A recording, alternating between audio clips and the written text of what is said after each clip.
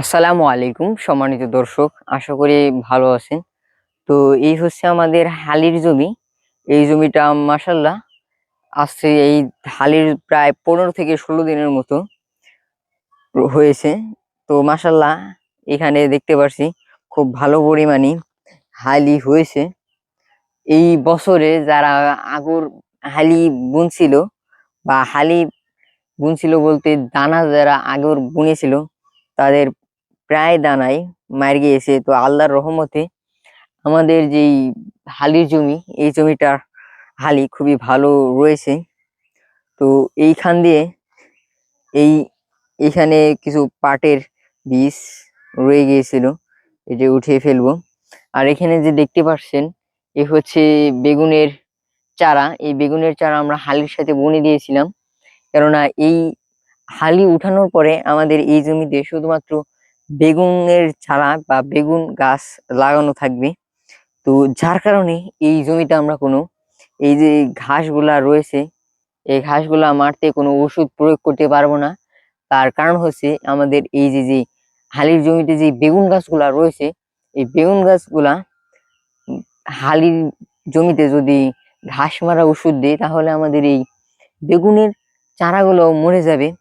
তো এখানে দেখতে পাচ্ছি অনেক বেশি পরিমাণে বেগুনের চারা উঠেছে। এখান দিয়ে দেখতে পাচ্ছেন এই সবই বেগুনের চারা। মিউট কর। এখান দিয়ে দেখতে পাচ্ছেন এই সবই বেগুনের চারা। এখান দিয়ে অনেক বেশি পরিমাণ বেগুনের চারা হয়েছে। এখান থেকে কিছু কিছু বেগুনের চারা উঠে ফেলবো। এই জমির যে বেগুনের চারাগুলো থাকবে, এই বেগুনের চারাগুলো থেকে কিছু পরিমাণ আমরা বিক্রিও করব। আবার আমাদের পাশে আরো কয়েকটা জমি রয়েছে, ওই জমিগুলোতেও আমরা এই বেগুনের চারাগুলো এখান থেকে উঠিয়ে অন্য জায়গায় রোপণ করব। এই বেগুনের চারার কারণেই আমাদের এই প্রত্যেক বছরই আমাদের এই হালি জমিতে অনেকটা বেশি পরিমাণ কিষান খাটাতে হয় বা কিষান দরকার পড়ে। এর মেন কারণ হচ্ছে আমরা এই আশেপাশে যতগুলো জমি রয়েছে প্রত্যেকটার বেশিরভাগ জমিতেই এই ঘাস মারা ওষুধ বা ঘাস মারা কীটনাশক ব্যবহার করে থাকি। কিন্তু আমরা আমাদের এই বেগুনের চারার কারণেই আমরা আমাদের এই জমিতে ঘাস মারা ওষুধ প্রয়োগ করতে পারি না। তো দর্শক দেখতে পাচ্ছেন হাতের এই সাইডের যে দানাগুলা রয়েছে এই দানাগুলা নিড়ানো হয় নাই, কিন্তু এই সাইডের যে দানাগুলা রয়েছে এই দানাগুলো অনেকটা ফ্রেশ রয়েছে। যার কারণে এই সাইডের দানাগুলা এতটুকু পরিমাণ এখন পর্যন্ত নিড়ানো হয়েছে।